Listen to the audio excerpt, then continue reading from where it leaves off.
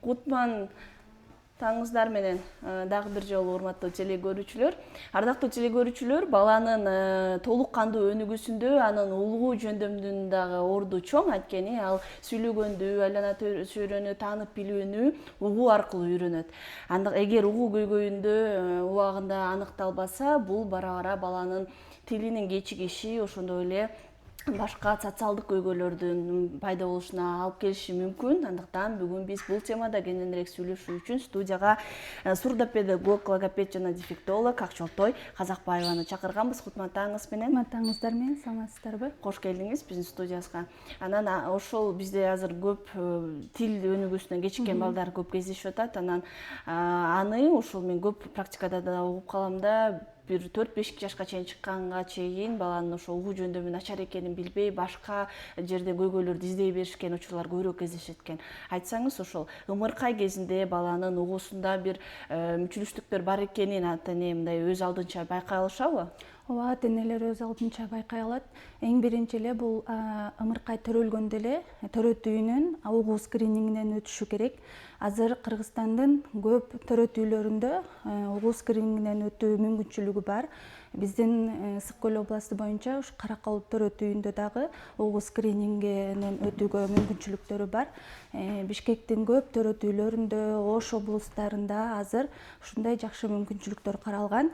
Жана ошондой эле бала төрөлгөндөн кийин ата-эне үйдөн келгенде төрөлгөндөн 3 айга чейин бала мындай катуу чыккан үндөргө селт этип чочуйт, апасынын үнүн укканда ыйлап жатса тынчтанат. Андан кийин уже 6 айга чейинки убакыттарда, 6 айдан кийин уже бала өзүнүн атына реакция кылып башташ керек.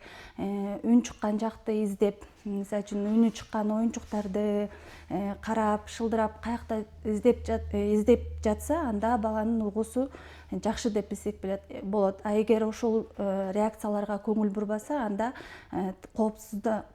тынчсызданып, ата-эне адистерге, врачтарга кайрылуусу шарт. Анан негизи ошол угуу жөндөмү деп биз жалпы айтып атпайбызбы? Анын ичинде көптөгөн өзүнүн диагноздору бар да. Диагноздар бул угуу жөндөмү, баланын угуусу даражаларга бөлүнөт, 4 даражага, анан дүлөйлүк болуп бөлүнөт. Ошол даражалардын мисалы үчүн жеңил түрү жана орточо, оор түрлөрү болуп бөлүнөт. Жеңилирээк түрлөрүнө мисалы үчүн угуу аппараттарын сунушташат. Оор түрлөрүнө азыркы кезекте ушу медицина өнүгүп, Кыргызстанда бизде ушу кохлеардык имплант операциядан кийинки нерсе болот. Бул ушундай операция жасалып, балдарга кохлеардык импланттар коюлуп жатат. Анан кайсыл учурда ушул оорулар тубаса балада тукумдан берилип же ошо тубаса пайда болот, а айрым учурда мындай пайда кылып алган оорулар болобу?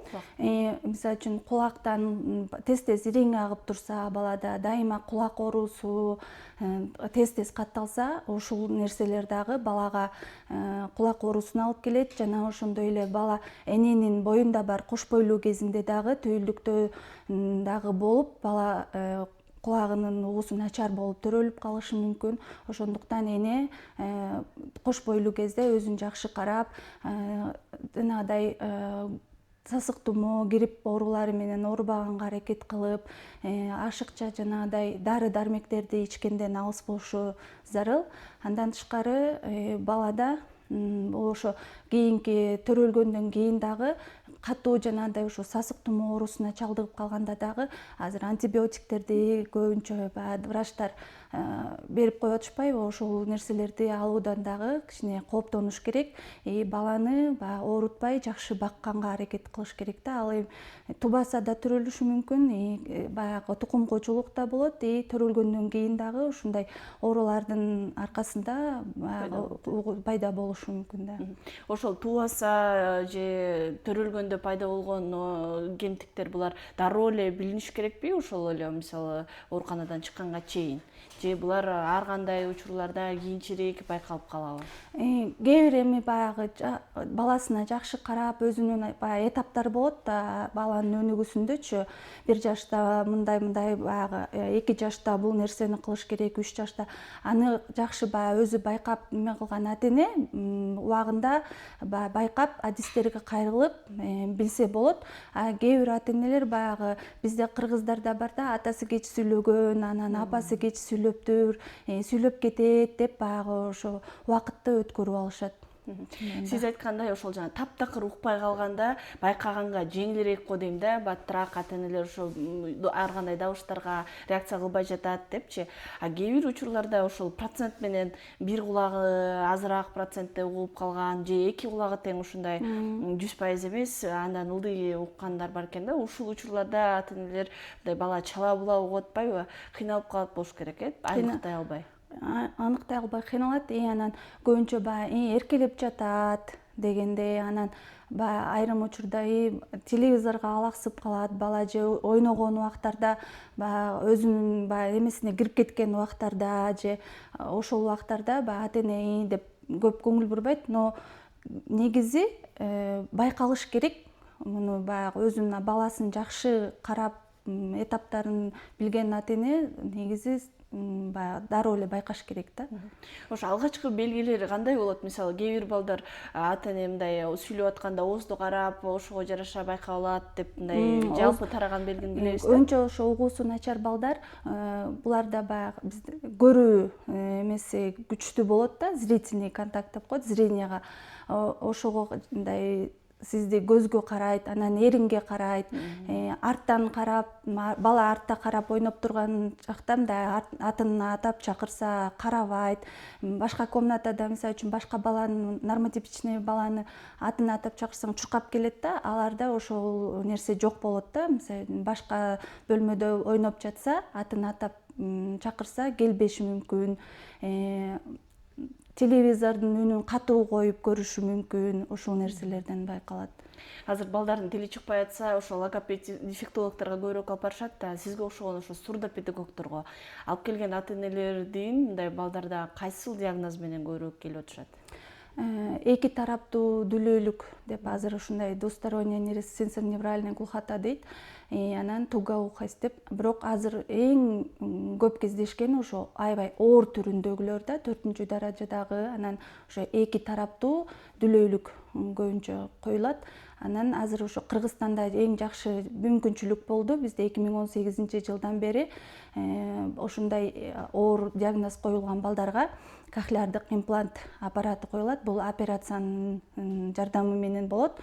Бул эки бөлүктөн турат, тышкы жана сырткы бөлүгү. Ички бөлүгү ушул балдардын операция кылып, кулактын ичине электроддор салынып коюлуп, бала угуу мүмкүнчүлүгүнө ээ болот. Бул дагы бир белгилүү бир жашка чейин гана, эртерээк барыш керек. Негизи канчалык диагноз эрте аныкталып, балага эрте коюлса, баягы дүйнө жүзүндө эң кичинекей ымыркай 4 айынан коюлган болгон.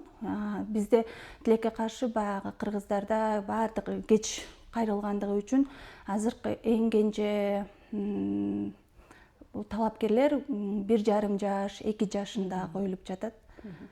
Ошо тугоухость бул деген көрүнүп турат, негизи эле кулактын кайсы бир жабык болуп турабы? Мындай сырткы көрүнүшүнөн. Жок, ал кондуктивная тугоухость, бул кулак калканы. Тугоухость обычный бул эмеси болсо, аны билинбейт да. Сырткы формасы ошондой эле болгону эч кандай. Физический бала кадимки баладай эле өнүгүп өсөт. Эгерде баланын интеллектуалдык способности жакшы болбой алса, кадимки балдар сыяктуу эле өнүгө алышат. Ошо кохлеардык импланттын, угуу аппаратынын жардамы менен азыр ошо ийгиликке жеткен балдар көп. Кадимки мектептерге барып, өзүнүн арасындагы өзү теңдүү балдар менен класстарда окуп, жакшы ийгилик жарата алган балдар азыр акыркы жылдары аябай көп. Инклюзивный образование деп Кыргызстанда дагы бизде жакшы иш-чаралар уюштурулуп жатпайбы? Ошого музыкальный мектептерге барышат, ар кандай жакшы кружокторго катышып, спорт жаатында дагы чоң-чоң ийгиликтерди жаратып, балдар угуу жөндөмүн өздөштүрүп жатышат. Демек бул диагноз болсо деле аны убагында мындай атайын адистер менен кеңешип, сиз айткан операциялардан өткөндөн кийин бул кадимки эле балдардай болуп калганга толук мүмкүнчүлүгү бар. Биз кайсы учурда алар артта калат дейбиз? Бул алар таптакыр эле өзүнүн жаш курагынан артта калып кечигип калганда. Кечигип калса, мисалы үчүн 3 жаштан кийин, 4 жашта, 5 жашта операция жасатылган балдар бар. Анан ал 5 жаштагы бала менен уже негизи баягы биз баардык сүйлөө системасын угуу аркылуу баарын кабыл алабыз да, баланын өрчүүсү бүт угуудан эме калат го, көз карандыгы. Анан ал эми 5 жылга чейин эч нерсе укпай, анан 5 жылдан кийин баягы операция кылынып же угуу аппаратын тагынгандан кийин анан биз ошол 5 жылга чейинки баягы коротулган убакытты кайрадан жаңы төрөлгөн ымыркайдын этаптарын ошол басып өтүшөт да. Бирок ушул канчалык, мисалы кайсы учурда кайрылса дагы сурдопедагог менен иштешип, ошо баланын жаш курагына жетип кеткенге кандай шарттар керек, анан бул канчалык мүмкүн? Убагында ошо адистерге кайрылып, врачтарга бул угууну текшерүүдө бул сурдолог врач карайт жана лор врачка кайрылышат. Андан кийин эгерде диагноз тастыкталып, ушундай угуусу мындай начар экен деп баягы дүлөйлүк же туга кайсы степень коюлса, ошол күндөн тарта сурдопедагог адистерине кайрылып, чогуу ата-эне биргеликте ошол адис менен, педагог менен чогуу иштешип башташ керек да. Кантип иш алып барасыз алар менен? Мисалы тапшырмаларды бересизби же аларга кандай негизи ушул балдардын ата-энелерине кандай кеңештер айтылат? Биз кээде түшүнбөй атса мындай жандап, ошондой түшүндүргөнгө аракет кылабыз да, негизи ушул туурабы? Угуу аппаратын тагынган балада жаңдоо методикасы негизи болбош керек. Бала айлана чөйрөдөгү үндөрдү ошол угуу аппаратынын жардамы менен кабыл алып, өзүнүн ошол уккан нерсесин сөз менен айтып жеткиргенге баягы үйрөтөбүз. Кохлеардык импланттын негизги максаты дагы ушул, баягы айлана чөйрөдөгү болуп жаткан нерселерди, биз менен сүйлөшүп жаткан нерселерди баланын угуп, анан бизге ошол нерсени баягы өзү сүйлөп айтып берүүсү зарыл да. Ал дагы ата-энелер көбүрөөк кайсы каталарды кетиришет мындай бала менен ар дайым алектенип, балким ошо жакшы жыйынтыктарга жетип аткан же бул дароо билинбей убагында жетпей аткан ата-энелерден да кайсы? Көбүнчө ошо кеч кайрылышат, врачтарга, адистерге кеч кайрылышат. Баягы балам эми атасы кеч сүйлөгөн же апасы кеч сүйлөгөн, анан чоң атасы мындай болуптур деп, баягы 3 жашка чейин, 5 жашка чейин сүйлөп кетет деп, анан башка балдар менен салыштыруусу ата-энелердин ушул катасы көбүнчө. Анан баягы көңүл бурбай ошо кеч кайрылып калуусу, анан мисалы үчүн диагноз коюлгандан кийин дагы ата-энелердин ушул диагнозду кабыл алуусу дагы оор болот дагы. Угуу аппаратын сунуштаса дагы аны көпкө баягы кийгизбей жүрө беришет, же кохлеардык имплант сунушталса баягы операциядан коркуп, ушундай нерселер болот. Ата-энелер ошол ата-энелерге айтып кетели, коркпош керек. Диагнозду коюлгандан кийин кабыл алып, дароо баягы убакытты кечиктирбей балага жардам берип, баланын эмесин убактысын албасын деген да. Ушул балдарда эми балдарда кандай көйгөйлөр кездешет да, ошол эле аппараттар аларга ыңгайсыздык жаратса керек, алар кичинекей болуп, аны убагында тагынып албай сындырып алышы мүмкүн дегендей. Ал эми балага аябай эле ыңгайсыздык жаратат. Башында көп балдар баягы кийбей, истерика кылып, чечип салып, анан ал баягы жаңы эле аппарат салынганда дагы сразу мындай толук үндөрдү баягы мындай биз азыркы сиз экөөбүз угуп сүйлөшүп жаткандагыдай толук эле баягы мындай тунук эле сразу жеткирип бербейт, аппарат кадимкидей ыңгайсыздык жаратат.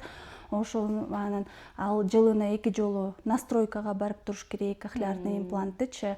Акырындап чоңойтот экен да. Акырындап баягы настройкалап үндөрдү тунук кылып чыгарып беришине дагы настройкага дагы ошо убагында барып туруш керек. Балага негизи мындай аябай эле ыңгайсыздык жаратат, но көндүрүш керек. Ушул жерде мындай сиз ушунча убакыттан бери балдар менен бул багытта алектенип атып, мындай эң ийгиликтүү учурлар менен бөлүшө кетсеңиз, мындай кайсыл жетишкендик сиздин көбүрөөк эсиңизде калган? Биздин мен баягы мектеп угуусу начар жана керең балдар мектебинде 10 жыл иштедим. Ошол жерде окуткан окуучуларымдын алдылары азыр кадимки университеттерге тапшырып студент болуп окуп жатышат. Арасында бүткөндөрү да бар. Өз ордун таап, баягы өзүнүн ишкердик чакан бизнесин ачып иштеп кеткендер бар. Ушундай булар негизи ошо баягы ата-энеси дагы убагында кружокторго жаздырып, мугалим менен баягы тыгыз байланышта иштеген балдардын ушундай ийгиликтери бар. Демек, бул жерден ата-энелерге сабак болчу нерсе бул өз убагында муну аныктап, жана ошо үмүттү өчүрбөй, сиз айткандай, ар дайым тынымсыз алектенип отуруп, бул кадимки балдардай жашоого жеткиргенге толук мүмкүнчүлүк бар экен да. Толук мүмкүнчүлүк бар, эгер эрте аныктап, эрте баштаса. Кайсы учурда мындай таптакыр мындай ушул операциялар болобу, сурдопедагогдук сабактары жардам бербей калган учур болот? Эгерде балада дагы бул эми только угуусунун эле диагнозу эмес, дагы кошумча диагноздар дагы коюлуп калса, мисалы үчүн умственная отсталость деген да диагноз плюс ушундай да вторичный деге кетет да.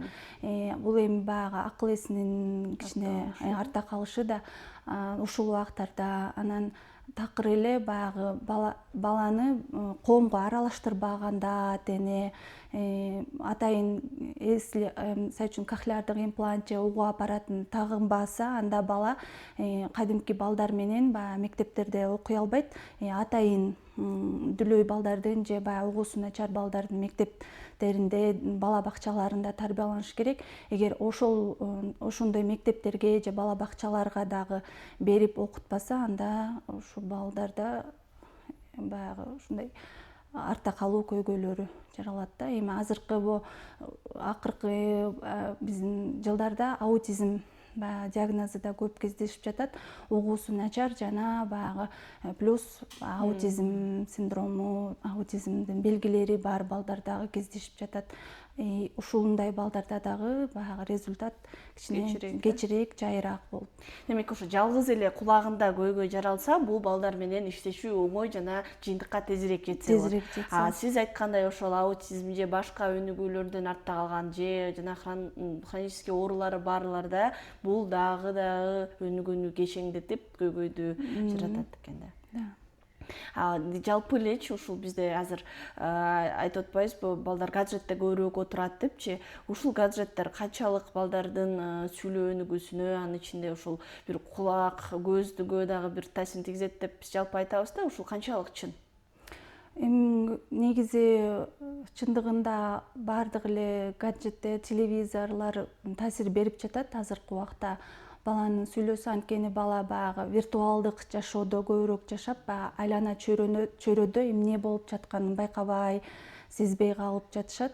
Чындыгында таасирин тийгизет баланын сүйлөөсү. Мисалы үчүн ата-эне көбүрөөк бала менен сүйлөшпөй, баягы мультяжный язык деп коет да, баягы телевизордун эменин тилине кирип кетип эле но деген баягы азыркы ушундай нерселер көп кездешип жатат, бирок таасирин тийгизет.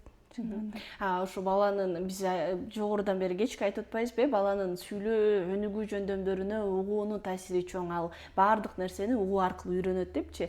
Ушул балдарда туура аны калыптандырыш үчүн ата-энелерге кандай кеңештерди бересиз? Мындай кичинекей чагында эмнелерди кылыш керек? Туура кантип балар менен мындай убакыт өткөрүш керек? Ата-энелерге если эгер ушундай угуусунун начар болуп жатканын байкаса, сөзсүз түрдө тез арада врачтарга, сурдологко, лор врачка жана сурдопедагогко кайрылыңыздар демекчимин. Жана ошондой эле бала менен үйдөн көбүрөөк убакыт өткөрүп, сүйлөшүп, китептерди окуп берип, ырдап берип, жаратылышта айлана чөйрөдө көбүрөөк убакыт өткөрүп баланын баягы өнүгүүсүнө эң негизги ушу ата эне анан кеч калтырбай баягы балам 3 жашта сүйлөгөн анан тиги балам 2 жашта сүйлөп кеткен деп башка бала менен салыштырбаңыздар деп айтмакчымын. Жана ошондой угуу аппаратын эле салып койдук, анан кохлеарный имплант коюп койду. Эми бул баягы ойлошот волшебная таблетка депчи, баягы баардык уже болду салды, сразу эле угуп кетет депчи. Ал эми аны сразу салганда эле баланын угуп кетүүсү дагы мындай эме эмес да, баягы чудо эмес да. Сөзсүз түрдө сурдопедагог менен адистер менен тыгыз байланышта болуп, дайыма чогуу иштешиши зарыл да. Анан ушу азыркы ата энелердин эң көп кетирген катасы баягы биз болду операция жасаттык, аппарат салып бердик деп эле баягы педагогко тапшырып коюшат да. Мындай карап турганда педагог менен бала, мисалы үчүн жумасына занятиялары 3 жолудан болсо, мисалы үчүн күнү 3 күн болсо, ал 40 мүнөттөн же 1 сааттан эле болот да. Калган убакыттын баардыгы бала ата эне менен өткөрөт да. Ошон үчүн эң бул биздин педагогдорубуз дагы эмелерди айтат да, дүйнөдөгү эң кандай болбосун сурдопедагогко кайрылсаңыз дагы, мен кыйын деген номер 1 деп коет да. Кайрылсаңыз дагы, если ата эне жардам бербесе, анда эч кандай результат болбойт деп. Ошол сиз балдар менен иштешкенден сырткары биз жогоруда ошо ата энелердин убагында байкабаганын жана байкап аны ошо кабыл алуу оор болгонун айтып атпайсызбы? Демек сиздерге алар менен иштешүү, аларды бул жаңы жашоо болуп калат да эмичи, ошого көндүрүү дагы түшүк жаратса керек.